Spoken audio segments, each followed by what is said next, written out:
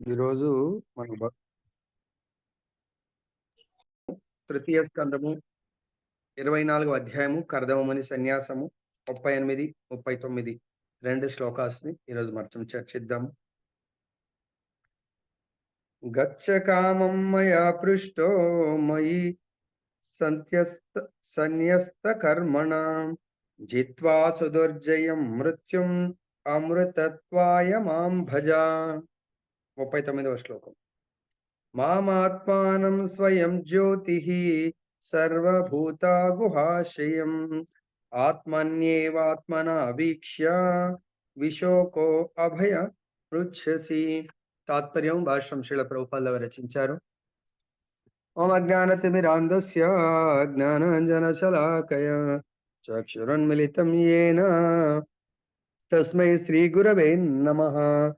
నమో విష్ణుపాదాయ కృష్ణప్రేష్ఠాయ భూతలే శ్రీమతే భక్తి వేదాంత స్వామినితి నామినే. నమస్తే సరస్వతీ దేవీం గౌరవాణి ప్రచారిణే నిర్విశేష శూన్యవాది పాశ్చాత్య దేశతారిణి. జయ శ్రీకృష్ణ చైతన్య ప్రభు నిత్యానంద శ్రీ అద్వైత గదాధర శ్రీవాసది గౌరభక్త వృంద. హరే కృష్ణ కృష్ణ కృష్ణ హరే హరే, హరే రామ రామ రామ హరే హరే. హరినామ సంకీర్తనకి జై. ఈరోజు మనం చర్చించబోయేది మనందరికీ కూడా ఇది చాలా చాలా ఉపయోగకరమైనటువంటి టైటిల్. మానవుడు శోక భయ రహితమగు నిత్య జీవన స్థితి. మన ఒరిజినల్ జీవన స్థితి ఏంటంటే శోకం ఉండదు, భయం ఉండదు, దుఃఖాలు ఉండవు, ఆపదలు ఉండవు, కష్టాలు ఉండవు. అసలు అటువంటి నిత్యానందమైనటువంటి జీవనం మనది. కానీ ఎందుకో దురదృష్టవశాత్తు శోకము, భయము, దుఃఖము, ఆపదలు, కష్టాలు, క్లేశాలు, త్రివిధ తాపాలతో కూడుకునేటువంటి జీవితాన్ని, దుర్భరమైనటువంటి జీవితాన్ని గడుపుతా ఉన్నాం. కానీ ఒరిజినల్ గా మన నిత్య జీవనం ఏంటి? అశోక అభయ అమృతమైనటువంటి మూడు. అశోక అభయ అమృతమైనటువంటి జీవితం మనది. అంటే ఆలోచించండి, నిన్నేమన్నా మనం బ్రహ్మభూత జీవితము, బ్రహ్మ సంస్పర్శ జీవితం వచ్చి అశోక అభయ అమృత తుల్యమైనటువంటి జీవితం మనది. కానీ మరి ఎందుకు శోక భయ మృత్యుతో కూడుకున్నటువంటి జీవితాన్ని గడపాల్సి వస్తుంది? దానికి ఈరోజు మనం చూద్దాం. చాలా ఇంట్రెస్టింగ్. ఎవరన్నా క్లాస్లో లేకపోతే మీ చుట్టాలు, బంధువులు చాలా చూడండి, ఎంత అశోక అభయ అమృత తుల్యమైనటువంటి జీవితాన్ని గడపాల్సిన వాళ్ళము శోక భయ మృత్యుతో కూడుకున్నటువంటి జీవితాన్ని గడుపుతాం. వై? కారణం ఎవరైనా ఉంటే చెప్పండి, వాళ్ళకు కూడా జ్ఞానోదయం కలుగుతుంది. సో ఇక్కడ మనం చూసినట్టయితే అశోక అభయ అమృత జీవన స్థితికి మనకు ఆచార్యులు ఓ సాంగ్ ని మనకు రచించారు. ఆ సాంగ్ ఏంటంటే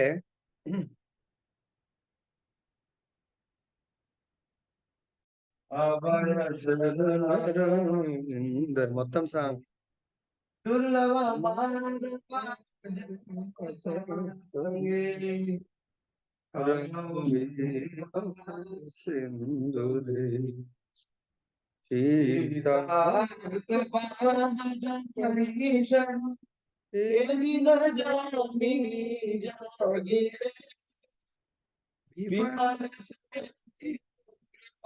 దురజనా చపల సుకల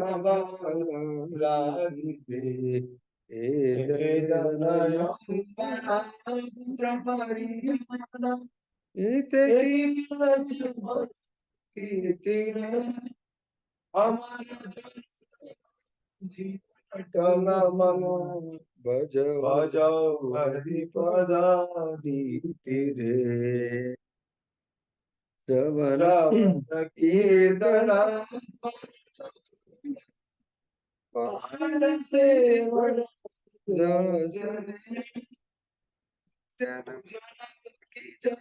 ఆత్మనివేదన గోవింద దాస విలాసరు భజ హురే మన శివనందన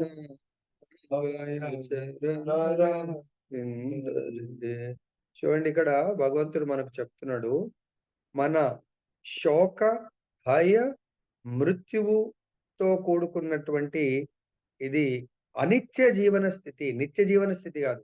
అది అనిత్య జీవన స్థితికి మనకు కారణం ఏంటంటే, మనము భగవంతుడి యొక్క పాద పద్మాలను భజించట్లేదు, ఆశ్రయించట్లేదు. ఒకవేళ చూడండి కారణం, మనం ఈ జీవితానికి కారణము భగవంతుడి యొక్క పాద పద్మాలను భజించట్లేదు. భగవంతుడి యొక్క నామ, రూప, గుణ, లీలలను మనము శ్రవణ, కీర్తన చేయట్లేదు కాబట్టి, మనకు ఇటువంటి జీవనంలో మనం పడేయబడ్డాం. ఒకవేళ దీని నుంచి మనము బయటపడాలంటే, మానవ జీవితం ఏమంటాడు? దుర్లభ మానవ జన్మ. దుర్లభమైంది మానవ జన్మ మనకు లభించింది. దుర్లభం అంటే ఇంపాసిబుల్ మానవ జన్మ. 80 లక్షల జన్మలు చాలా కష్టపడి అప్పుడు మనకు రావడం జరిగింది. కాబట్టి దేని కొరకిచ్చారు? మనకు జనమ సత్సంగే తారోహై ఏ భవ సింధురే. ఈ భవసాగరాన్ని మనము దాటాలంటే కేవలము ఒకే ఒక్క ఉపాయం ఏందంటే, ప్రతినిత్యము సాధు సాంగత్యాన్ని మనము తీసుకోవడం వల్ల చాలా సులభంగా దాటగలుగుతాము. సో, దీనికి మనకింకా చెప్తున్నారు.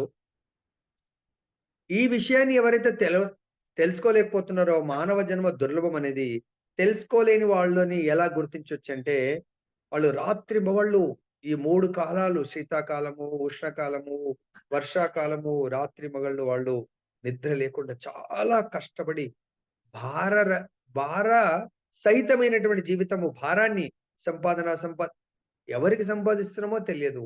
దేనికి సంపాదిస్తున్నామో తెలియదు. మళ్ళీ సంపాదించి చాలా క్రోర్స్ ఆఫ్ రూపీస్ సంపాదించి, పిల్లలు కూడా మళ్ళీ క్రోర్స్ ఆఫ్ సంపాదించాలంట. సపోజ్ నేనున్నాను, నా పిల్లలున్నారు. నా పిల్లలకు సంతానము అయింది. అట్లా ఒక రెండో, మూడో జనరేషన్‌ల వాళ్ళకి సంతానమే లేదనుకోండి. క్రోర్స్ ఆఫ్ రూపీస్ ఉంది. ఆడ వంశం అక్కడే ఆగిపోయింది. ఎవరి కొరకండి? నేనున్న, నా కుమారుడున్నాడు. వాళ్ళకు సంతానం అవుతలేదా? సపోజ్ ఎగ్జాంపుల్ కాలేదని. అప్పుడు దేని కొరకండి ఇంత సంతానం సంపాదించి నేను? నేను నిజంగా నా సంపాదన భగవద్ధామం వెళ్ళటానికి కావలసిన సంపాదన వచ్చి ఆధ్యాత్మిక భజన చేయటము, భగవంతుడి భక్తుల సాంగత్యం, ఇది నేను జీరో చేసుకున్నాను. ఎందుకు? నా కాన్సంట్రేషన్ అంతా నా పిల్లలు, నా యొక్క ఫ్యామిలీ. అప్పుడు నేనే నా సంపాదన అంతా కూడా ఎవడు తింటాడో, ఎటు పోతుందో తెలీదు. కాబట్టి క్షణిక ఆనందం కొరకు అనవసరంగా దుష్టులను, నీచులను నేను సేవించి తిని. మనకెంతో మంది చూస్తున్నాం మనం. ఎవరు? ఆత్మదేవ్, తర్వాత గోకర్ణ, దొందులి వాళ్ళ స్టోరీలో పాపం ఆయన చాలా పండితుడాయన. చాలా కష్టపడి డబ్బులు సంపాదిస్తాడు. వాళ్ళ కొడుకు మొత్తం ఒకే లైఫ్‌లో తండ్రి వాడి బాధలకు ఇళ్ళొదిలిపెట్టి వెళ్ళిపోతాడు. తల్లిని వాడు సంవరిస్తాడు. వాడిని తుదకు వాడు వేశ్యాలోలుడైతే వేశ్యలు వాడిని సంవరిస్తారు. లక్కీ ఏంటంటే వాళ్ళ ఇంట్లో సొంత అన్న గూడా గాదు. ఆ ఆవుకు పుట్టినటువంటి గోకర్ణ వీడిని ఉద్ధరిస్తాడు. అలా సంవరించబడ్డటువంటి వాడు ప్రేతాత్మగా అయి అదే ఇంట్లో తిరుగుతా ఉంటాడు. ఇల్లుతో అటాచ్‌మెంట్. ఇల్లుని వదిలిపెట్టడు. అప్పుడు ఆ అన్న తీర్థయాత్రలకు వెళ్ళొచ్చేసరికే వాడు ప్రేతాత్మగా అయి ఉంటాడు. సో, ఆ అన్న వాడి ఆత్మకు, ప్రేతాత్మకు ముక్తి కలిగిస్తాడు. ఏ విధంగా? దేనితో ముక్తి కలిగిస్తాడు? దేని ద్వారా ముక్తి కలిగిస్తాడు? భాగవత సప్త. వారం రోజులు పండితులను, భాగవతోత్తముడు పిలిచి వాళ్ళ ఇంట్లో భాగవత సప్త 7 రోజులు. మిగతా వాళ్ళందరూ ఇట్లా నిద్రపోతా ఉంటారు, లేకుంటే ఏదో మాట్లాడుతూ ఉంటారు. ప్రేతాత్మకు అది కూడా ఎవరు చెప్పారు? భాగవత సప్త చేయమని సూర్య భగవానుడు చెప్తాడు. మరి ఎట్లా? నేను గయాలో పిండ తర్పణ చేసి వచ్చాను, కాశీలో చేస్తాను, మా తమ్ముడికి ముక్తి కలగట్లేదు అంటే సూర్యుడు చెప్తాడంట, లేదు భాగవత సప్త, భగవంతుడు భాగవత రూపి భగవంతుడి యొక్క కథామృతం ప్రేతాత్మ కాదు కదా, ఎవరున్నా కూడా ముక్తి పొందుతారు. ఆ విషయం ఆయనకు వచ్చి చెప్తే, ఆ ప్రేతాత్మ ఇంటి వాసం ఆ కట్ట మీద కూర్చుండి ఇలా కనబడడు కదా, ఒక్క క్షణం కూడా. ఎట్లయితే పరీక్షిత్ మహారాజ్ ఒక క్షణకాలం కూడా విరామం లేకుండా, ఎందుకంటే ఆయన కూడా ముక్తి కావాల. ఆయన కూడా ఇక మృత్యువు. ఆ! ఆ! ఇట్లా బ్యాంబూ స్టిక్స్ మధ్యలో ఉంచుతాడు. బాబాయ్ సత్తు అయిపోగానే దాన్ని బయటికెళ్ళి ఇట్లా విష్ణుదూత వచ్చి గుడిలో. సో, ఎట్లయితే పరీక్షిత్ మహారాజు క్షణకాలం కూడా వేస్ట్ చేయడాయన. ఏమంటాడు? క్షణక ఆనందం కొరకు అనవసరంగా దుష్టులను, నీచులను సేవిస్తా ఉన్నాం మనము. ఓకే. డ్యూటీ చేయొద్దనట్లేదు, బిజినెస్ గాదు. కానీ నిజంగా నా సంపాదన నాది ఏ రోజు లాస్ట్ అవుతదో తెలీదు.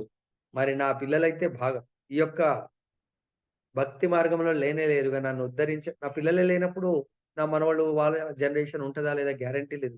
కాబట్టి నన్ను నేను ఉద్ధరించుకోవాలా. ఆ ఉద్ధరణలో బై డిఫాల్ట్ నా పిల్లలు గూడా చూస్తారు కాబట్టి వాళ్ళకి ఆ మార్గం వస్తుంది. అది మనకే బెనిఫిట్. వాళ్ళకి నేర్పించడం వల్ల గుర్తుపెట్టుకోండి. ఎట్లయితే నాకు ఒక బిజినెస్ ఉందనుకోండి. ఆ బిజినెస్‌కు నా పిల్లల్ని తీసుకొస్తే నాకే బెనిఫిట్ ఏంటంటే నాకు చేదోడు వాదోడుగా ఉంటారు. వాళ్ళకి ఆ బిజినెస్ గురించి ఇంత కూడా చెప్పలేదనుకోండి. వాడు రాడు. ఇంట్లో కూర్చుంటాడు గానీ రాడు. ఎనీథింగ్ తల్లి, తండ్రి చేసేది. ఆ విధంగా ఇక్కడ మనం ఆ లాస్ట్ డే మిగతా వాళ్ళందరూ గూడా చెప్పే స్పీకర్ మాత్రం బ్రహ్మాండంగా చెప్తాడు. ఎటువంటి నిమిషం గాదు గదా! ఆ సబ్జెక్ట్‌లో ఎటువంటి డీవియేషన్ లేకుండా. కానీ ఒక్కరు గూడా సంపూర్ణంగా ఇనలేకపోతారు. కానీ విన్నది మాత్రం ఒక్కడే ఒక్కడు. ఆ ప్రేతాత్మ బాంబూ స్టిక్ లోపల కూర్చుంటాడు. మొత్తం అటెన్షన్‌గా వింటాడు. ఎందుకంటే కండిషన్స్ అప్లై. ఇందాక మీకు కండిషన్ చెప్పినట్టుగా నువ్వు ప్రతిరోజు భాగవత సప్త ప్రతి క్షణం చెప్పే ప్రతి ఒక్కడు విన్నప్పుడే నీకు ముక్తొస్తదంట.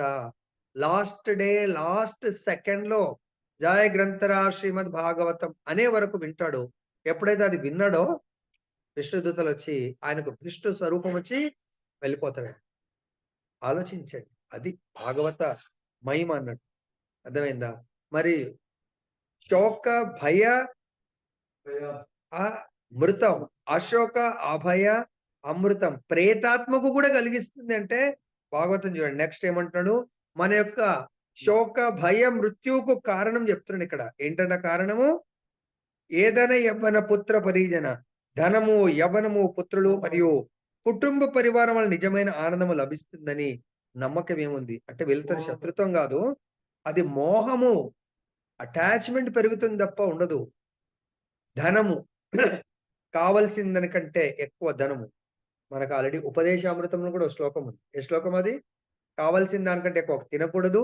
కావాల్సిన దానికంటే ఎక్కువ సంపాదించకూడదు. అత్యాహ ఆ!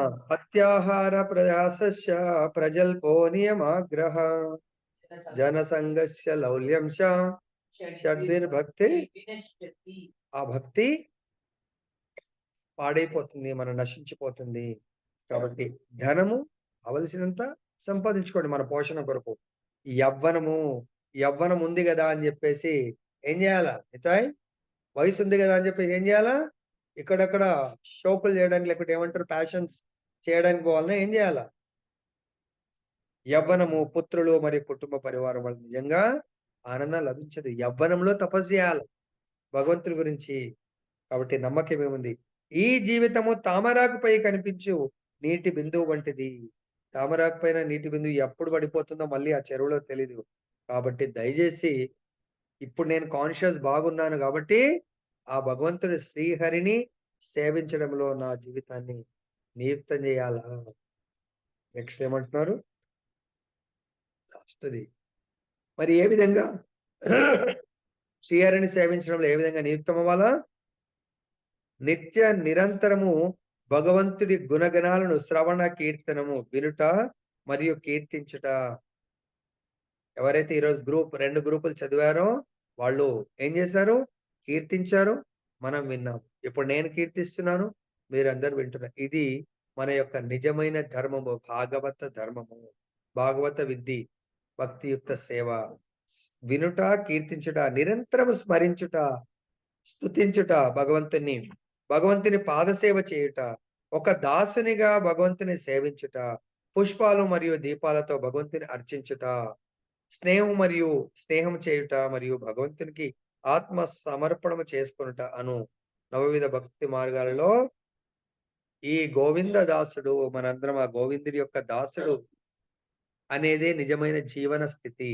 కానీ మనము ఆ గోవింద దాసుడు గాకుండా ఎవరికి అవుతున్నాము? గోదాసులం అవుతున్నాం. గోవిందుడి దాసులం అవ్వట్లేదు.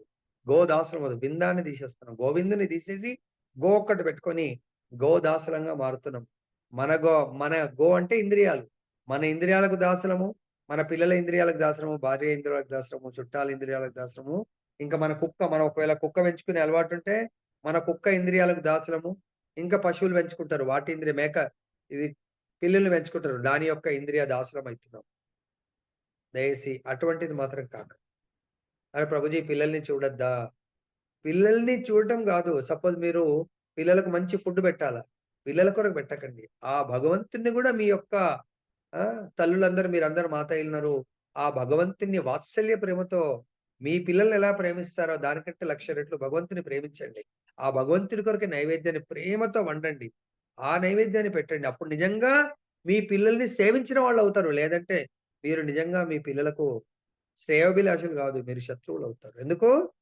భగవంతుడికి ప్రసాదం పెట్టకుండా మీ పిల్లలకు గాని, మీ భర్తలకు అర్పిస్తే దాన్ని దేనితో పోల్చారు? భగవద్గీతలో భగవంతుడికి అర్పించినటువంటి భోజనాన్ని మనం జేస్తే పాపంని భుజించినట్టు. ఆ!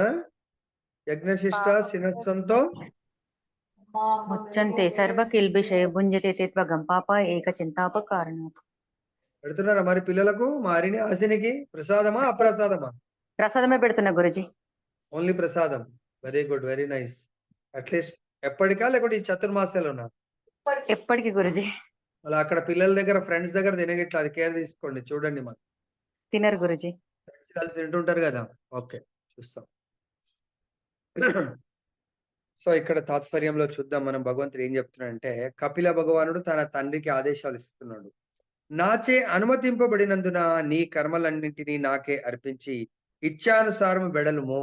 పర్మిషన్ ఇస్తున్నాడు. పర్మిషన్ తీసుకోండి. నాకు పితృ రుణం నుంచి విముక్తి చేసావు కాబట్టి నన్ను తపస్సు చేసుకోవడానికి నాకు పర్మిషన్ ఇవ్వండి అని అడుగుతున్నాడు. కొడుకు తండ్రికి పర్మిషన్ ఇస్తున్నాడు. తపస్సు చేయడానికి. అదే సపోజ్ మా స్వప్నమాతాజికి మీ అబ్బాయికి తపస్సు చేయడానికి పర్మిషన్ ఇవ్వండి అంటే, లేదు ప్రభుజీ ఎప్పుడైనా ఒకసారి ఇస్తే సరిపోతది. సంవత్సరంలో ఒక్కసారి. సో, మళ్ళీ ఊరికే తపస్సు అంటే కష్టం గదా! ఆయన ఊరికే తపస్సు చేయడానికి పోతున్నాడు ఆయన. మన మావోడు ఒక సంవత్సరంలో ఒకసారి తపస్సు చేస్తే చాలు ప్రభుజీ. ఎప్పుడు గూడా మాతోనే ఉంటే బావుంటది కదా! ఏమంటారు? స్వప్నమాతాజీ తపస్యకు పర్మిషన్ కొడుకిస్తున్నాడు. మన కొడుకు సపోజ్ తపస్యకు అమ్మ నేను తపస్సు చేయడానికి వెళ్తానంటే, అమ్మమ్మో! తపస్సు చేయడానికి పోతే మళ్ళీ డేంజర్. మళ్ళీ నువ్వు రాలేవు మాకు. కదా! రాకుండా పోతారా? బ్రహ్మచర్యంలో ఏం జేయాలా? కర్దముని ఎన్ని సంవత్సరాలు తపస్సు చేశాడు బ్రహ్మచర్యంలో? స్వప్నమాతాజీ ఎన్ని సంవత్సరాలు తపస్సు చేశాడు? వాళ్ళ నాన్న పర్మిషన్ ఇచ్చిండా తపస్సు చేయడానికి బ్రహ్మచర్యంలో? బ్రహ్మచర్యంలో తండ్రి పర్మిషన్ ఇచ్చాడు. వానప్రస్థంలో ఎవరు పర్మిషన్ ఇస్తున్నారు? కొడుకు. ఇవన్నీ గుర్తుపెట్టుకోవాలి మీరు. థియరీ వినటం గాదు. ఎందుకంటే 2022లో అందరం కలిసి 10,000 సంవత్సరాలు చేసిండు గురుజీ. ఆ? 10,000 సంవత్సరాలు చేసిండు తపస్సు. అవును చేసిండు. వింటున్నాం బానే ఉంది. మరి మన పిల్లలకు మనం పర్మిషన్ ఇస్తామా? ఇయ్యము. ఇవ్వం మనము. అంటే లైవ్ ఎగ్జాంపుల్ చూసుకోండి. భక్తుల పిల్లలు, భక్తులు ఎలా డీల్ చేస్తారనేది. మన దాంట్లో లైన్‌లో ఉండొచ్చు నేను అనుకుంటా అందరూ బహుశా 2,000 ఇబ్బంది కలుగుతుండొచ్చు. పిల్లలకు ఇటువంటి ఆపర్చునిటీస్ రావు. ఇప్పుడు వాళ్ళకి మెమరీ అయిపోయిందది. అప్పుడు లక్కీలీ ఏందంటే ఆ గురువుగారు సిక్ అయిండట ఒక వారం రోజులు. అద్భుతం. అంటే వీళ్ళ గురించి అయిండేమో. ఫిజికల్ సేవ, వప్పు సేవ చేసే మహద్భాగ్యం దొరికింది పిల్లలకు. ఇప్పటికి కూడా గుర్తు చేస్తాడు. నాన్న మా లైఫ్‌లో అది చాలా గ్రేట్ ఆపర్చునిటీ అనుకోండి. లేకుంటే ఎక్కడ దొరుకుతారు? ఆయన ఎక్కడో ఉంటాడు. అమెరికాలో ఎక్కడో తిరుగుతా ఉంటాడు. ఛాన్స్ దొరుకుతదా? దొరకదు. గురువు పట్ల గురువుకు వాళ్ళకంత అటాచ్‌మెంట్ అంటే రియాలిటీ అంటే నేచర్ తెలుసు. అరే పిల్లలు ఏంటిదని చిన్న పిల్లలు ఆళ్ళు ఎంత పిల్లలు చెప్పండి. రోజు వాళ్ళు ఇప్పటికి కూడా memories golden. Every day Brindavan అన్ని టెంపుల్స్ దర్శనం చేసుకొని వస్తున్నాయి. మేము అవి ఇంకా గోల్డెన్ డేస్ నాన్న అటువంటిది. మీతో వస్తే ప్రతిరోజు డిఫరెంట్ టైమ్ టేబుల్ ఉంటది కాబట్టి అటెళ్తాం. అక్కడ మాకేం లేదు. డే అంతా ఫ్రీ. పొద్దునప్పుడు మంగళారతి, Brindavan temple up to Bhagavatam వరకు అటెండ్ చేసుకొని, ప్రసాదం తీసుకొని రావాలా. ఈవినింగ్ ఏం చేస్తారు? అన్ని టెంపుల్స్. అందరు చిన్నపిల్ల ఫట్ అప్పుడు ఆ ఇయర్‌లో బలరామకృష్ణ ప్రభుజీ కూడా లాస్ట్ 4, 5 డేస్‌కెళ్ళినట్టున్నారు బహుశా. అప్పుడు వీళ్ళిద్దరు కలిసున్నారు. వాళ్ళు కూడా 2, 3 టెంపుల్స్ ఏదో తీసుకెళ్ళినాం నాన్న అని అన్నారు. మనం చూడండి టెంపుల్స్ కూడా కొన్ని ఏదో. ఆలోచించండి. అది నిజమైన పుత్రులు వీళ్ళందరి మీద మోహం గాకుండా. అనుగుచిన పర్మిషన్ అడిగితే ఓకే నువ్వు వెళ్ళు. కానీ నాచే అనుమతింపబడిన నీ కర్మలన్నిటిని నాకే అర్పించి ఇచ్ఛానుసారం వెడలుము. దుర్జయమగు మృత్యువును జయించి అమృత తత్వమునకై నన్ను అర్చింపుము. చూడండి. తండ్రికి చెప్తున్నాడు. So okay. నేను పర్మిషన్ ఇస్తున్నాను. నీ కర్మలన్నీ నాకు అర్పించు. భగవంతుడు భగవద్గీతల నీ కర్మలన్నీ నాకు అర్పించు అని ఏ శ్లోకంలో చెప్తాడు? సో కాబట్టి ఇక్కడ దేని కొరకు? అమృత తత్వమునకై నన్ను అర్చింపుము. మృతం. ఈ శరీరమే మృతం ఇది. మృతంతో కూడుకుంది. ఈ శరీరంతో అమృతము. అంటే నాకు ఇంకా నెక్స్ట్ లైఫ్ మృతము లేనటువంటి శరీరాన్ని పొందడానికి తపస్సు చేయండి. నెక్స్ట్ సాంఖ్యతత్వ ప్రయోజనం ఇచ్చిన తెలుపబడింది. ఎవరైనా నిజముగు నిత్య జీవనమును కోరినచో భక్తి యోగం నందు అంటే కృష్ణ భక్తి భావంలో నెలకొనవలను. జన్మ మృత్యుల నుండి బయటపడుట సాధారణ కార్యము కాదు. అవి ఈ భౌతిక దేహమునకు సహజమైనటివి. సుదుర్జయం అనగా దాట శక్యము కానట్టివి అని భావము. నేటి కాలపు నామమాత్ర శాస్త్రజ్ఞులు జన్మ మృత్యువులపై జయమును సాధించు పద్ధతిని తెలుసుకొనజాలకున్నారు. కనుకనే వారు వాటి ప్రశ్నను పక్కన పెట్టి దానిని నిర్లక్ష్యపరుతురు. కేవలం వారు భౌతిక దేహమునకు పరిణామశీలమైనది మరియు తప్పక నశించినది సంబంధించిన సమస్యలు ఏందే లీనమై ఉంటారు. సైంటిస్టులు అందరూ కూడా మనకు హౌ బెస్ట్ ఈ శరీరాన్ని మనకు ఈ శరీరానికి సుఖాన్ని ఇవ్వాలి అనే పరికరాలను కనుక్కోవడంలోనే వాళ్ళు నియుక్తమయ్యారు తప్ప ఈ శరీరాన్ని ఎంత మనము జాగ్రత్త తీసుకున్నా 6 మార్పుల నుంచి ఎవరైనా రక్షించగలుగుతారా? ఈ శరీరం ఏదైతే 6 మార్పులు చెందుతుందో దాని నుంచి ఇప్పటివరకు ఎవ్వరూ రక్షింపబడలేరు, రక్షించరు కూడా. ఏంటి 6 మార్పులు? జన్మించడము, పెరగటము, కొంతకాలం స్థితి కలిగి ఉండటము, తర్వాత పునరుత్పత్తి చేయటము, తర్వాత క్షీణించడము, నశించిపోవడము. దీని నుంచి ఎవరు వాళ్ళకి అంతు చిక్కట్లేదు. అర్థమైందా? కాకపోతే బెస్ట్ ఫెసిలిటీ దీన్ని సుఖపెట్టడానికి, ఈ దేహాన్ని సుఖపెట్టడానికి వాళ్ళంతా పరిశోధన చేస్తున్నారు తప్ప ఆత్మని సుఖపెట్టడానికి, ఆత్మానందాన్ని సపోజ్ ఈ శరీరాన్ని చాలా బాగా చూసుకుంటారు. కానీ శరీరంలోంచి శక్తి, దివ్యమైన శక్తి, ఆత్మ అనే శక్తి వెళ్ళిపోయినప్పుడు శరీరాన్ని ఎవ్వరు కూడా పెట్టుకోలేదు. ఎంత క్రోర్పతి కూడా పెట్టుకోలేడు. వాళ్ళ పిల్లలు కూడా పెట్టుకోలేరు, పడేస్తారు. ఇది మనకి ఇంక అవసరం లేదు అని చెప్పేసి. కాబట్టి దాని గురించి ఈ జన్మ మృత్యు జరా వ్యాధి దుఃఖ దోషాను దర్శనం, ఈ యొక్క జన్మ మృత్యువుల చక్రం నుంచి నేను బయటపడాలంటే సాంఖ్య యోగము లేదా భక్తి యోగాన్ని, నా నిజ జీవితము నిత్యమైనటువంటి జీవితం, అనిత్య జీవితం కాదు. ఈ దేహముతో, భౌతిక దేహంతో అనిత్యమైంది. సో ఆధ్యాత్మిక దేహముతో నిత్యమైన జీవితాన్ని, ఈ భౌతిక దేహము మనకు దేని కొరకు పనికి రావాలంటే ఆధ్యాత్మిక దేహాన్ని పొందడానికి మాత్రం పనికి రావాలా? త్రిగుణాతీతమైనటువంటి దేహాన్ని పొందడానికి ఈ దేహాన్ని ఉపయోగించాలి మనం. తర్వాత దుర్జయమగు జన్మ మృత్యువులను జయించుటకే వాస్తవమునకు మానవ జీవితము ఉద్దేశింపబడింది. మానవ జీవితం యొక్క ఉద్దేశము శ్రీమద్ భాగవతము 7వ స్కందము 6వ అధ్యాయము 1వ శ్లోకం. ఎవరి దగ్గర రెడీగా ఉంటే 7.6.1 శ్లోకం అయితే చెప్తాం గురుజీ. తాత్పర్యమా? 7.6.1 శ్లోక చెప్పండి, తాత్పర్యం ఓకే గురుజీ. సరే చెప్పండి. నోటికి వస్తుందా? కౌమారా వస్తుంది గురుజీ. చెప్పండి. కౌమారా చరత్ ప్రాజ్ఞో ధర్మాన్ భాగవతానిహ దుర్లభం మానుషం జన్మ తదపి అధ్రువం అర్థతం. హరే కృష్ణ గురుజీ. చెప్పండి. తాత్పర్యం శ్రీల ప్రభుపాదుల వారు రచించారు. భక్త ప్రహ్లాదుడు పలికెను, బుద్ధిమంతుడైన వాడు జీవితారంభము నుండియే అనగా కౌమార వయస్సు నుండియే ఇతర కలాపములను విడిచి భక్తి యోగ నిర్వహణకు మానవ జన్మను వినియోగించవలెను. మానవ జన్మము దుర్లభము అయినది. ఇతర జన్మల వలె అది తాత్కాలికమే అయినను భక్తి యోగ నిర్వహణకు అనువైనది కనుక మిగుల అర్థవంతమైనది.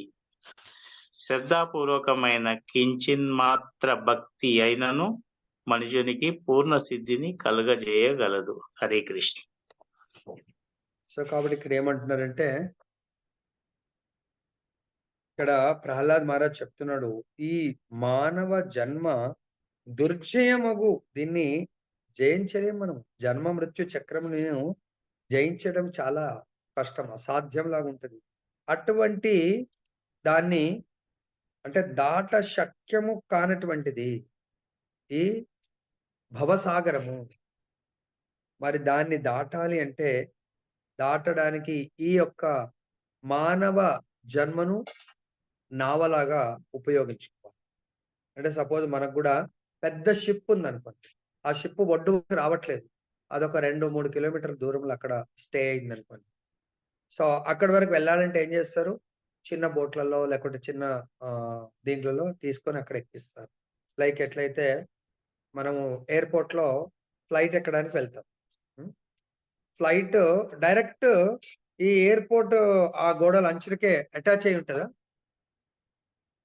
ఫ్లైట్ ఎక్కాలంటే ఏం చేస్తాం మనం?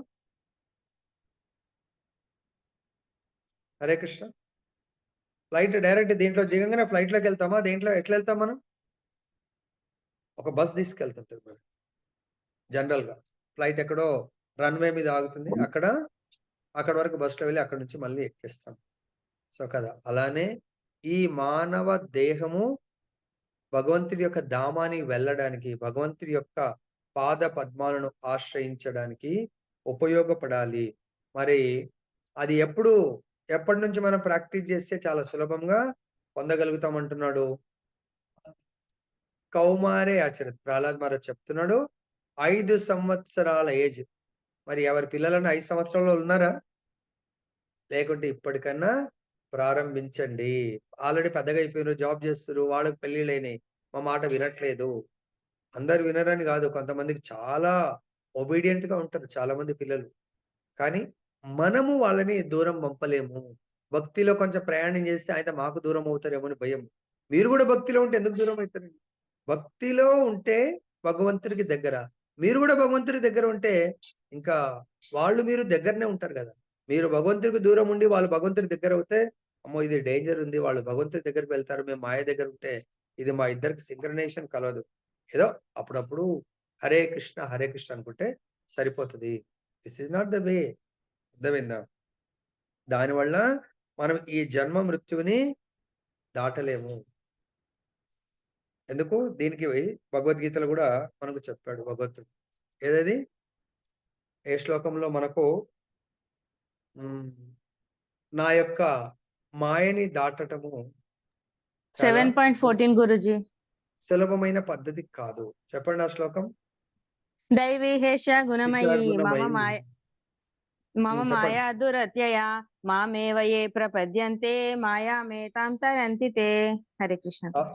తాత్పర్యం ఇంకో చెప్పండి ఎవరన్నా, ఏంటో తాత్పర్యం దండవత్నం. చెప్పండి. భౌతిక ప్రకృతికి సంబంధించిన త్రిగుణములతో కూడిన నా ఈ దైవీ మాయా నిశ్చయముగా దాటసక్యము కానిది. కానీ నన్ను శరణు పొందిన వారు దీనిని సులభంగా దాటగలుగుదురు. హరే కృష్ణ. చూసారా, ఈ యొక్క భవసాగరాన్ని, ఈ దుఃఖపూరితమైనటువంటి ఈ యొక్క ప్రపంచాన్ని దాటి శాశ్వత సుఖాన్ని ఇచ్చేటువంటి ఆధ్యాత్మిక ప్రపంచానికి వెళ్ళాలంటే ఈ దుఃఖపూరితమైనటువంటి ఈ సంసార సాగరము భగవంతుడి యొక్క మాయాశక్తిని దాటడము ఇట్ ఈస్ లైక్ ఇంపాసిబుల్. కానీ at the same time possible. ఎలా? భగవంతుడికి ఎవరైతే శరణాగతి పొందుతారో వాళ్ళు అశోక అభయ అమృత తుల్యమైనటువంటి జీవితాన్ని గడపగలుగుతారు. ప్రతి ఒక్కరు అది ఏ మాం భజ, ప్రతి ఒక్కరు పూర్ణ పురుషోత్తముడకు భగవానుని భక్తియుక్త సేవ యందు నెలకొనవలెను. ఇది కండిషన్ చెప్తున్నాడు. ఇవాళ పొద్దున చెప్పినట్టు ఇది రూల్, నియమం పాటించండి ప్రతి ఒక్కరు. No exemption. మా ఇంట్లో వైఫ్ నేనున్నామంటే వైఫ్ నేనే కాదు, ఖచ్చితంగా నితాయ్ నీకు ఎగ్జంప్షన్ ఉంటుందా? భగవంతుని భజించడం మీరిద్దరు చేసుకొని సరిపోతుంది కదా. మీ ఇద్దరు ఆరతి చేస్తే మాకు ఆ పుణ్యం వస్తుంది, వస్తుందా? ప్రతి ఒక్కరు అంటున్నాడు పూర్ణ పురుషోత్తముడగు భగవానుని భక్తియుక్త సేవ యందు నెలకొనాలంట. మరి భగవంతుడి భక్తియుక్త సేవలో మొట్టమొదటిది ఏంటి? పూర్ణ పురుషోత్తముడు భగవంతుడి యొక్క భక్తియుక్త సేవలో అవును. శ్రవణం అంటే ఏం శ్రవణం చేయాలి? స్వప్నంలో శ్రవణం చేయాలనా? హరికథ. ఓకే. భగవద్గీత యందు శ్రీకృష్ణ భగవానుడు ఏం చెప్తున్నాడు? మన్మనా భవ మద్భక్త. ఇది 2 దగ్గరలో భగవద్గీతలో మెన్షన్ చేయడం జరిగింది. ఆ 2 దగ్గరలో ఏ శ్లోకాస్ చెప్తారు ఎవరన్నా?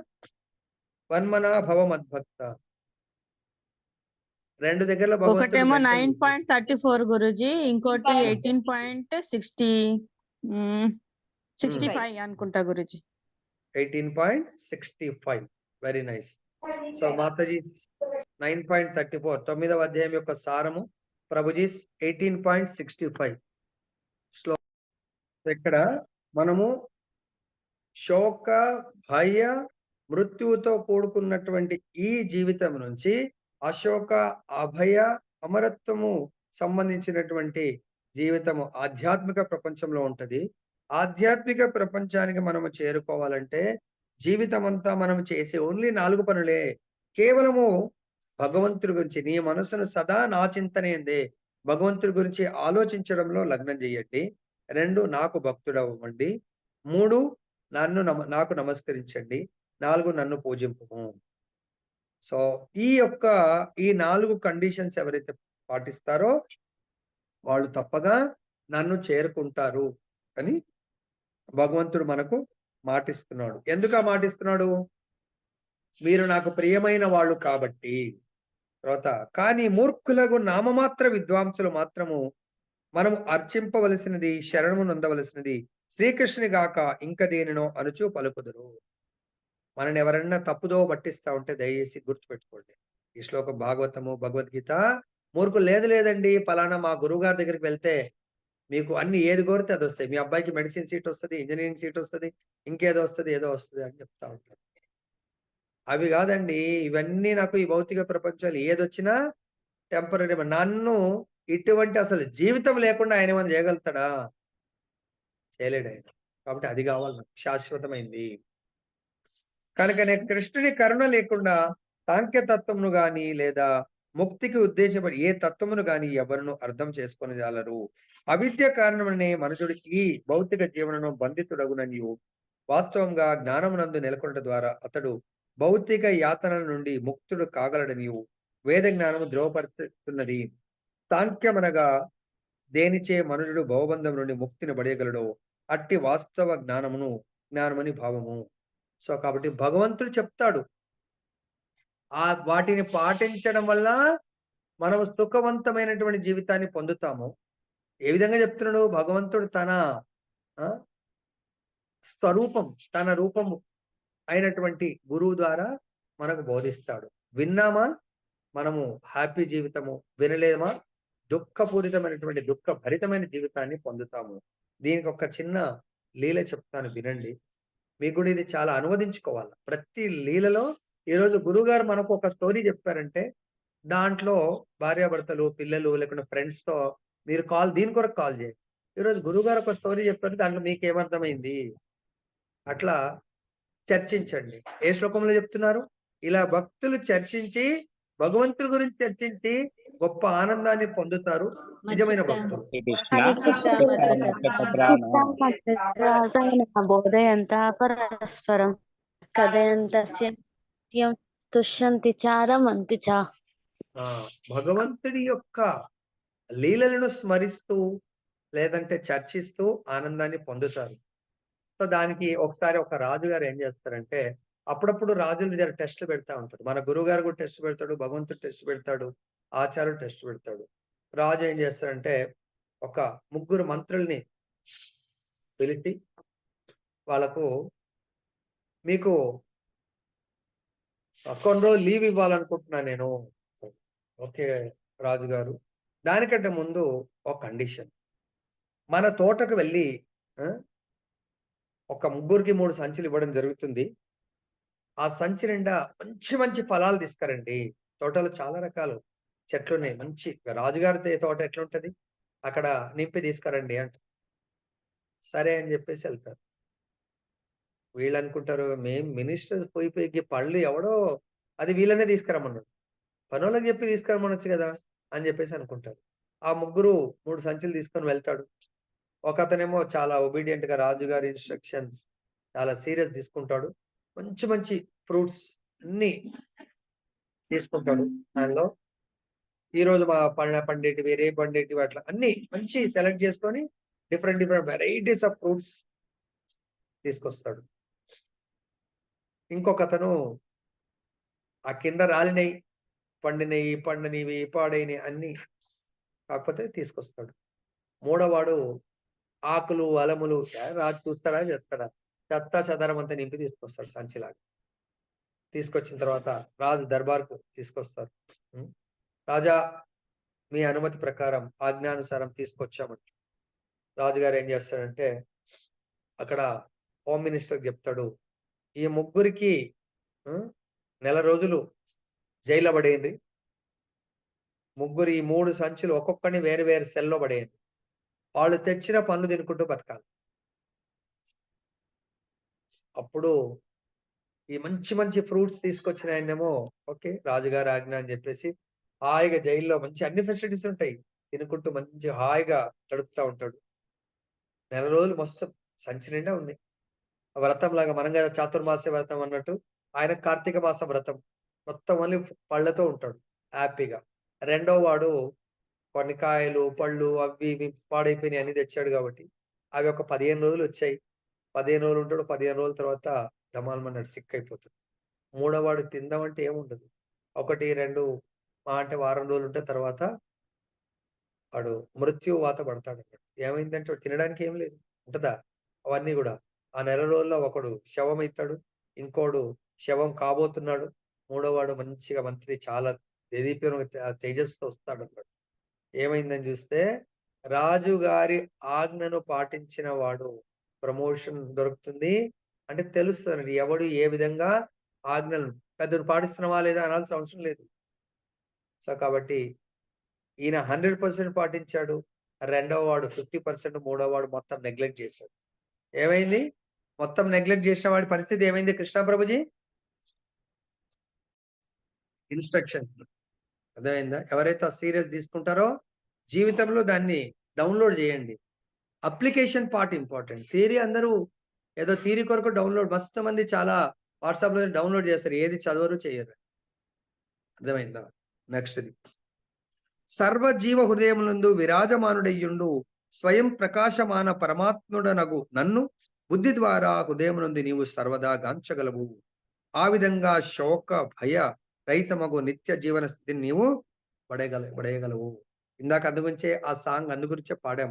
నవదా భక్తులు ఎవరైతే చేస్తారో ఈ యొక్క దేహాన్ని దాంట్లో నియుక్తం చేస్తారో వాళ్లకు భగవంతుడు బుద్ధి ద్వారా గాంచగలడు.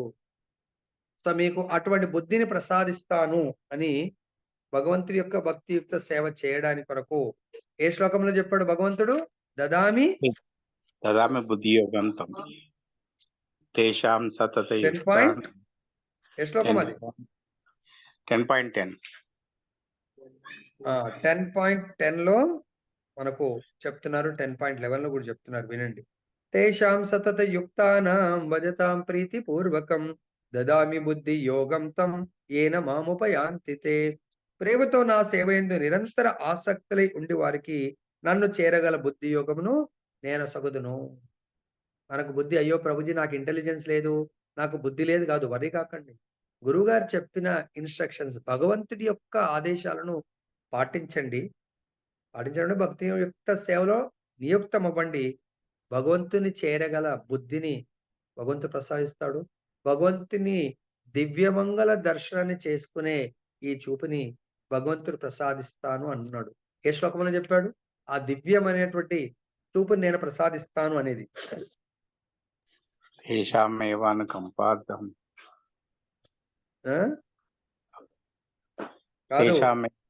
చూపునిస్తా అనేది ఎలా భగవంతుని చూడగలరు? భగవంతుని ఎలా దివ్యమంగళ దర్శనాన్ని ఎలా చూడగలరు? భగవంతుని దర్శనం గురించి ఎవరు చెప్పారు? భగవంతుని దర్శించుకోవాలంటే ఏ కళ్ళతో దర్శించగలుగుతారు? బ్రహ్మదేవుడు చెప్పాడు. బ్రహ్మదేవుడు చురిత భక్తి విలోచనేన శ్రుత భక్తి విలోచనేన సంత సదైవ హృదయేషు.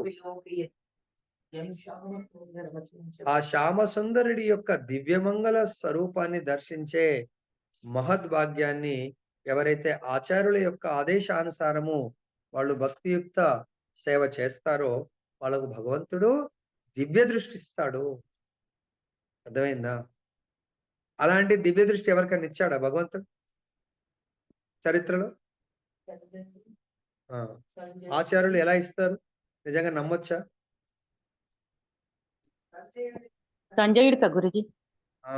వేదవ్యాసుల వారు సంజయుడికి ఆ దివ్య దృష్టి ఇస్తే దాని ద్వారా అక్కడ జరుగుతున్నటువంటి కథా అమృతాన్ని ఆస్వాదిస్తాడు ఆయన. తర్వాత భగవంతుడి యొక్క దివ్యమంగళ దర్శనాన్ని అర్జునుడు ఏవైతే దర్శనం చేసుకుంటాడో ఆయన కూడా ఆ దర్శనాలు చేసుకుంటూ ఉంటాడు. సో ఇక్కడ 11th శ్లోకంలో చెప్తున్నారు, తేషామేవానుకంపార్థం అహం అజ్ఞానజం తమః నాశయామి ఆత్మ భావస్థో జ్ఞాన దీపేన భాస్వత. ఎవరి పట్ల? ఎప్పుడు సదా నా యొక్క భక్తియుక్త సేవలో, ఎప్పుడు నా గురించి చర్చించుకునేటువంటి సేవలో, ఎప్పుడు నన్ను సర్వేశ్వరుడు, ఈ యొక్క అఖిలాండ కోటి బ్రహ్మాండ నాయకుడు, సర్వకారణ కారణంగా భావిస్తూ నన్ను సేవించాలనుకుంటారో అటువంటి వాళ్ళ పట్ల, అటువంటి వారి సేవ పట్ల నేను ప్రత్యేక అనుగ్రహమును చూపుట కొరకు వారి హృదయములందు వసిస్తా ఉంటాను. అదే కాకుండా వారికి తేజోమయమైన జ్ఞాన దీపంచే అజ్ఞానం వల్ల పుట్టిన తమస్సును నశింపజేస్తాను అని చెప్తున్నాడు భగవంతుడు. తర్వాత స్వయం ప్రకాశమైన పరమాత్ముడు నగు నన్ను, భగవంతుడు స్వయం ప్రకాశితం. బుద్ధి ద్వారా హృదయం నీవు సర్వదా గాంచగలవు. ఈ విధంగా శోక భయ రహితమగు నిత్య జీవన స్థితిని నీవు పడేయగలవు. ఎవ్వరు కూడా మనం ఏం చేయలేరు అటువంటి భక్తుని. నెక్స్ట్, పరతత్వమును పలు రీతులు అవగతం చేసుకున్నట్టు ఎందు జనులు పరమ ఆసక్తులై ఉన్నారు. ముఖ్యంగా ధ్యానము ద్వారాను మనోకల్పన ద్వారాను బ్రహ్మజ్యోతి అనుభవంకై వారు తహతలాడుచున్నారు. కానీ పూర్ణ పురుషోత్తమునకు భగవానుడే పరతత్వపు చరమ లక్షణమని నొక్కి వక్కానించుటకు కపిల దేవుడిచ్చట మాం అను పదమును ప్రయోగించను. భగవద్గీత యందు శ్రీకృష్ణ భగవానుడు ఎప్పుడును మాం నాకు అని పలుకుచుండా మూడులు ఆ స్పష్టమగు భావమునకు విపరీత వ్యాఖ్యానము చేయుదురు. అచ్చట మామనగా సాక్షాత్తుగా శ్రీకృష్ణ భగవానుడే పూర్ణ పురుషోత్తమునకు భగవానుడు పలు రూపములందు అవతరించున్నాడు. నీవు అతడు భౌతిక దేహమును స్వీకరింపక తన నిత్యమగు ఆధ్యాత్మిక రూపమందే నిలిచియుండు ననియు గాంచగలిగిన వాడు అతని స్వభావం ఎరిగిన వాడగును. అల్పజ్ఞులు ఈ విషయమును అవగతం చేసుకొనజాలరు కనుక పదే పదే ఈ విషయం ప్రతి చోట ప్రస్తావించుచుండును. అల్పజ్ఞులు ఎవరు? భగవంతుణ్ణి మూడులు అల్పజ్ఞులు అర్థం చేసుకోలేరు అనేది భగవంతుడు భగవద్గీతలో ఒక శ్లోకంలో చెప్తాడు. సర్వమునకు ప్రభువునైన నా దివ్యత్వమును వారు ఎరగక నేను మానవ రూపంలో అవతరించినప్పుడు మూడులు నన్ను అపహాస్యం చేయుదురు. దీంట్లో ముఖ్యంగా భగవంతుడి స్వరూపాన్ని అర్థం చేసుకో. హిరణ్యకశిపుడు భగవంతుడు వస్తే భగవంతుడితో యుద్ధం చేయడానికి ఆయన ముందుకు దూకుతా ఉంటాడు. రావణాసురుడు విభీషణుడు చెప్తాడు స్వయం భగవంతుడు. మండోదరి చెప్తుంది. సో ఆయన స్వయం భగవంతుడు. ఎవరు చెప్పినా వినడు అన్నట్టు. మూర్ఖులు మూడులు ఇక వాళ్ళే భగవంతుడు అనుకుని ఫీల్ అయ్యే వాళ్ళు ఎవడి మాట వినలేరు. అదేవిధంగా ద్వాపరయుగంలో దుర్యోధనుడు స్వయం భగవంతుడు అని తెలిసినా కూడా పౌండ్రక వాసుదేవుడు స్వయం భగవంతుడు ఉండగా నేను భగవంతుని అనుకుంటా ఉంటాడు. అదేవిధంగా జరాసంధుడు, తర్వాత ఇంకెవరు, వీళ్ళందరూ రాక్షస ప్రవృత్తి గల వాళ్ళు. పాండవుల పక్షాన భగవంతుడు స్వయంగా ఉన్నాడని తెలిసినా వాళ్ళు ఎట్లయినా మాకే విజయం వస్తుంది అనుకుంటా ఉంటారు. కాబట్టి వాళ్ళు నమ్మలేరు భగవంతుణ్ణి. సో కాబట్టి భగవంతుడు అందుగురించే భగవద్గీతలో మాం అనే పదం భగవంతుడు భగవద్గీతలో ఎక్కువ ఉపయోగిస్తాడు. Very good, wonderful. సో సర్వధర్మాన్ పరిత్యజ్య మాం ఏకం శరణం వ్రజ, నన్ను మాత్రమే, నాకు మాత్రం. అట్లనే తర్వాత ఇందాక 9.34 లో కూడా భగవంతుడు ఏమంటున్నాడు? 9.34 లో భగవంతుడు సింగులర్ గా చూపిస్తున్నాడా? 24 అంటే 65 లా నాకు నమస్కరించండి, నన్ను అర్చించండి కదా. సో కాబట్టి ఇక్కడ కూడా మామ్ అనే పదం భగవంతుని సూచిస్తుంది. కానీ మూర్ఖులు మూడులు మరి మనం ఎవరి లిస్ట్ లో జాయిన్ అవ్వాలా? 9.11 వాళ్ళ లిస్ట్ లో జాయిన్ అవుదామా, లేకంటే 9.22 లో జాయిన్ అవుదామా?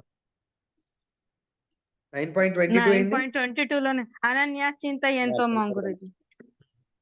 సో నిత్య నిరంతరము ఆ భగవంతుని స్మరించి భగవంతుని సేవించి వాళ్ళ లిస్ట్ లో జాయిన్ అవుతే మనకు లాభం ఏంటి?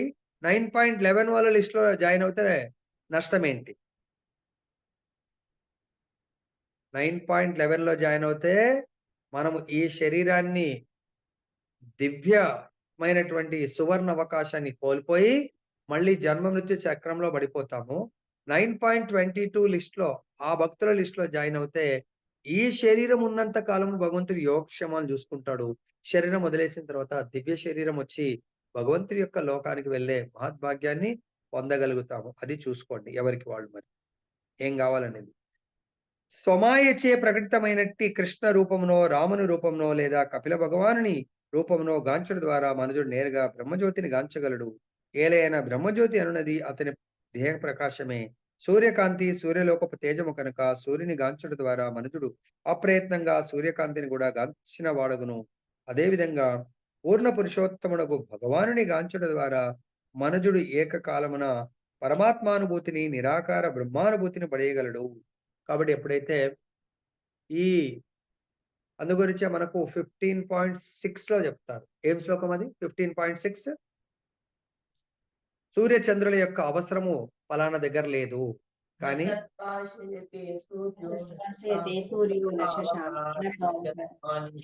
నివర్తంతి యద్గత్వా పరమం మమ. సో భగవంతుడి యొక్క లోకములో సూర్య చంద్రుల యొక్క అవసరము లేదు. అది దివ్యమైనటువంటి ధామము. ఎందుకంటే అక్కడ భగవంతుడి నుంచి వెలువడే కాంతి కోటి సూర్యుల కాంతి కంటే కూడా ఎక్కువ ఉంటుంది. కాబట్టి అటువంటి లోకానికి ఎవరైతే వస్తారో తిరిగి వాళ్ళు రావాల్సిన అవసరం లేదు. కానీ ఎవరైతే ఈ లోకంలోనే ఉండిపోవాలనుకుంటారో వాళ్ళు పునరపి జననం పునరపి మరణాన్ని పొందుతారు. అంతేకాకుండా అటువంటి భగవంతుడి లోపల బ్రహ్మజ్యోతి ఎక్కడి నుంచి? భగవంతుడి నుంచి వెలువడుతుంది. ఎట్లయితే సూర్యకాంతి సూర్యుడి నుంచి వెలువడుతుంది, అలా ఒకవేళ భగవంతుడు ఈ భూమండలంలో జన్మిస్తేనట్టయితే ఆ భగవంతుని చూస్తే ప్రేమ పురుషోత్తముడైనటువంటి చైతన్య మహాప్రభు, మర్యాద పురుషోత్తముడైనటువంటి రామచంద్రుడు, లీలా పురుషోత్తముడైనటువంటి కృష్ణ భగవానుడు, వాళ్ళని చూస్తే వాళ్ళ లోపల బ్రహ్మజ్యోతి ఉంటుంది, పరమాత్మ ఉంటుంది, అండ్ సచ్చిదానంద స్వరూపమైనటువంటి భగవంతుడిని కూడా దర్శించుకున్న మహద్భాగ్యము మనకు దొరుకుతుంది. మరి అటువంటిది మనకు ఛాన్స్ రావాలి అంటే మనం ఏం చేయాలా? పరతత్వం 3 తత్వములుగా స్థితమై ఉన్నదని శ్రీమద్ భాగవతం ఇదివరకే నిర్ధారించింది. ఆది యందు నిరాకార బ్రహ్మముగాను తదుపరి స్థితి యందు ఎల్లరి హృదయంలో పరమాత్మని గాను చివరకు పరతత్వపు చర్మానుభూతి యగు దేవాది దేవుని గాను అది అనుభూతమగుచుంది. పరమ పురుషుని గాంచినప్పుడు ఇతర తత్వములను అంటే నిరాకార బ్రహ్మము పరమాత్ముడు అప్రయత్నముగా అనుభూతమరుచుకొనును. దీని సంబంధమునే ఈ శ్లోకమున విశోక అభయం రుచ్యసి అని తెలుపబడింది. దేవాది దేవుని గాంచుడు ద్వారా మనుజుడు సమస్తము ఎరగగలడు. దాని ఫలితంగా అతడు శోక భయ రహితమగు స్థితి అందు నెలకొనగలడు. శ్రీకృష్ణ భగవాని భక్తియుక్త సేవ ద్వారా అది సిద్ధించగలదు. భగవంతుడి భక్తియుక్త సేవ ద్వారా అది సిద్ధించగలదు. ఈవెన్ భగవంతుడి ఎవ్వరికైనా కూడా పక్షులకు కూడా అశోక అభయ అమృత జీవనాన్ని ప్రసాదించగలడు. ఎవరికైనా ప్రసాదించాడా భగవంతుడు? భగవంతుడి సేవలో తన జీవితాన్ని అర్పించినట్టయితే భగవంతుడు తను స్వయంగా తన దర్శనమిస్తూ దానికి నెక్స్ట్ లైఫ్ అటువంటి జీవితాన్ని ప్రసాదిస్తాడు. ఎవరది? ఎవరికి వచ్చింది అటువంటి లైఫ్? కొంచెం సేవ చేసినా కూడా పక్షి రూపంలో ఉన్నటువంటి జీవుడికి. రాముడి సీతను జటాయువు భగవంతుడు తన యొక్క ఆంతరిక శక్తి అయినటువంటి సీతమ్మ వారిని రక్షించడానికి కొరకు జటాయువు తన యొక్క ప్రాణాలను అర్పించడానికి కూడా వెనకంజ వేయలేదు. మనమైతే ప్రాణాలను అర్పించమనట్లేదు. శ్రవణ కీర్తన, స్మరణ వందన, అర్చన, పాద సేవన, దాస్య సఖ్య ఆత్మ నివేదన, వీళ్ళకి ఏదో ఒకటి చేయమంటున్నాడు. శ్రవణ కీర్తన చేయమంటున్నాడు. ఇక అది కూడా చేయకపోతే భగవంతుడు మన కొరకు ఏం చేయగలుగుతాడు? ఏం చేయలేడు. అదేవిధంగా పక్షికి ఆ విధమైనటువంటి గొప్ప అవకాశాన్ని ఇచ్చాడు. తర్వాత కలియుగంలో 500 సంవత్సరాల కింద ఒక మహాభక్తుడికి అవకాశం వచ్చింది. ఎవరైనా ఎవరికి వచ్చింది నితాయ్? భగవంతుని యొక్క ఏ రూపాన్ని సేవించడం వల్ల భగవంతుడు తన యొక్క శరీరాన్ని వదిలేసేటప్పుడు తను స్వయంగా భగవద్ దర్శనం ఇచ్చి ఉద్ధరించాడు. హరిదాస్ ఠాకూర్ కేవలము భగవంతుని యొక్క నామరూప భగవంతుని తన జీవిత లక్ష్యంగా పెట్టుకొని భగవంతుని సేవిస్తూ ఉంటాడు. ఏ విధంగా? 3 లక్షల నామాలు చేస్తూ. ద్వాపర యుగంలో కూడా ఒక భక్తుడికి అవకాశం ఇచ్చింది. తన శరీరాన్ని వదిలేసేప్పుడు ఆ భగవంతుని యొక్క దివ్య మంగళ దర్శనాన్ని, కోరుకున్న దర్శనాన్ని భగవంతుడు ప్రసాదించాడు. ఎవరా భక్తుడు?